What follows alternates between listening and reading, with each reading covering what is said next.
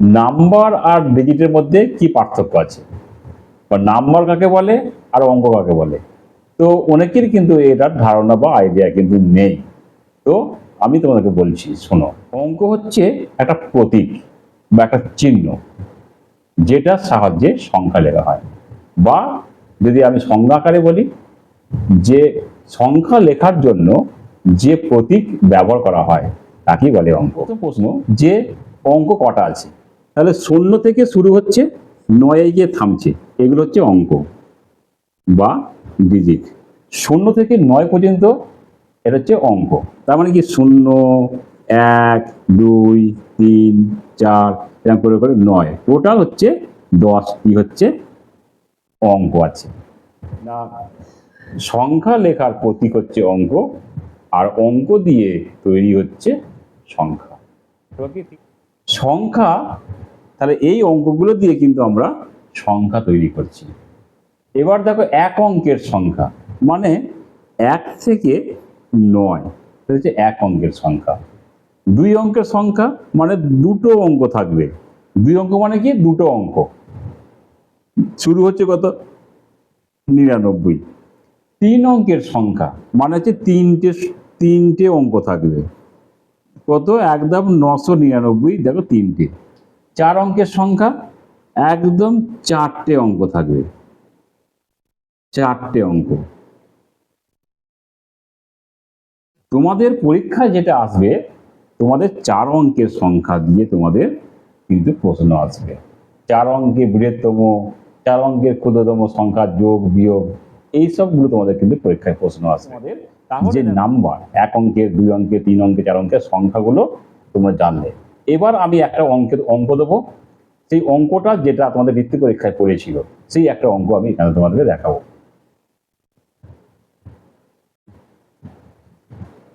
তো 2023 সালে একটি প্রশ্ন পড়েছিল, 4 অঙ্কের বৃহত্তম ও ক্ষুদ্রতম সংখ্যার বিয়োগফল নির্ণয় করো। মানে 4 অঙ্কের বৃহত্তম সংখ্যা আর ক্ষুদ্রতম সংখ্যার হচ্ছে বিয়োগফল কত। তাহলে 4 অঙ্কের বৃহত্তম সংখ্যা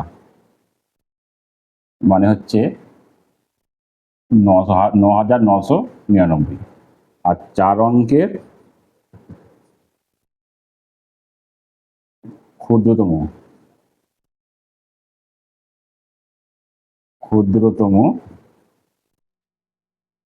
সংখ্যা হচ্ছে 1000। তাহলে হচ্ছে এটা কি করব না, বিয়োগ করব। বিয়োগ করলে কি হচ্ছে, এটা তো বিয়োগ করলে উপরে সংখ্যা থাকলে, সংখ্যা থাকলে তাহলে কি 9 9 9 8, তাহলে 8999 হচ্ছে বিয়োগফল। তাহলে কি উত্তরটা কিভাবে লিখবে, যে 4 অঙ্কের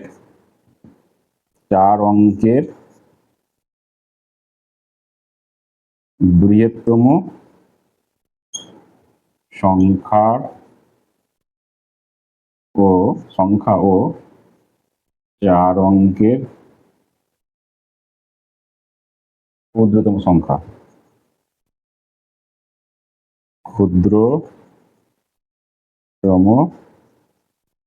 সংখ্যার বিয়োগফল কত, 8999।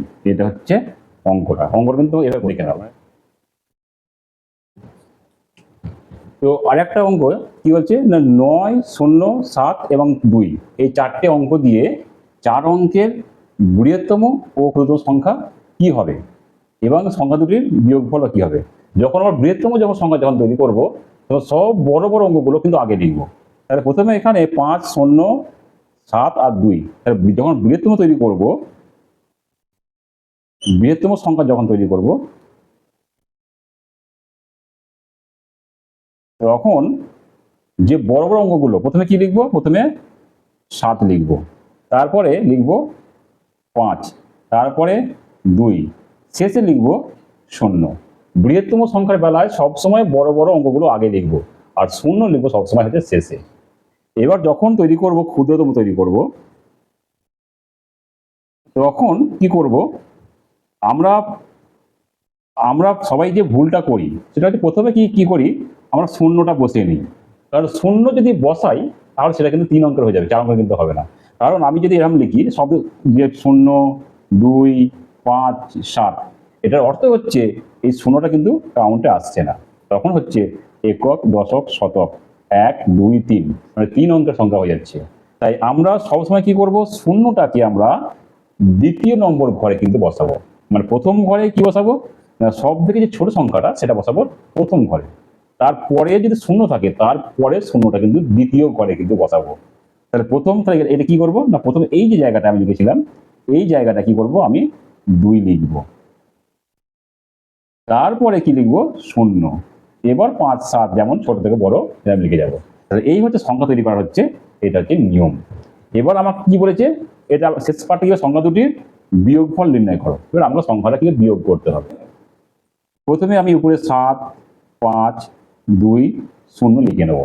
আর ঠিক এই সংখ্যার নিচে নিচে কি লিখবো, প্রথমে 7 লিখবো, 5, 0, 2। এবার কি করবো, একটা লম্বা দাগ টানবো, টেনে বিয়োগ করব। তো আমরা যখন বিয়োগ করার সময় কি করি, বিয়োগ করার সময় আমরা দেখি যে উপরে 0 আছে, নিচে 7 আছে। উপরে যখন সংখ্যাটা বড় হচ্ছে, ছোট হচ্ছে, নিচে যখন বড় হচ্ছে, তখন আমরা ধার করার নিয়ম করি, ধার করা পদ্ধতি। তো এখান থেকে আমরা ধার করব। তাহলে এটা তো একক, এটা দশক। তাই দশক থেকে যখন আমি ধার করছি, দশকে 2 ছিল, যখন আমি ধার করছি এখানে নিয়ে যাচ্ছি, আমি কি করছি, দশক আমার 2 দশক ছিল, আমি 1 দশক নিয়ে যাচ্ছি। কোথায় নিয়ে যাচ্ছি না, এককে নিয়ে যাচ্ছি। মানে 1 দশক মানে হচ্ছে 10 একক। তাহলে এখানে 1 যাওয়া মানে এখানে আমার কোথাও আসছে 10 আসছে। এবার বিয়োগ করতে পারবো, উপরে বড় হয়েছে, তাহলে 7 কয়ে 10, 3 10। এবার দেখো এখানে আছে 1, উপরে 1, নিচে 5, আবার কিন্তু আমাকে ভাগ করতে হচ্ছে, কারণ আমার কাছে 1 আছে। তো আমি 5 থেকে আমি নিয়ে যাব, তাহলে কি হচ্ছে, এটা শতক। তাহলে শতক থেকে কি আমি কি দশকে নিয়ে যাব।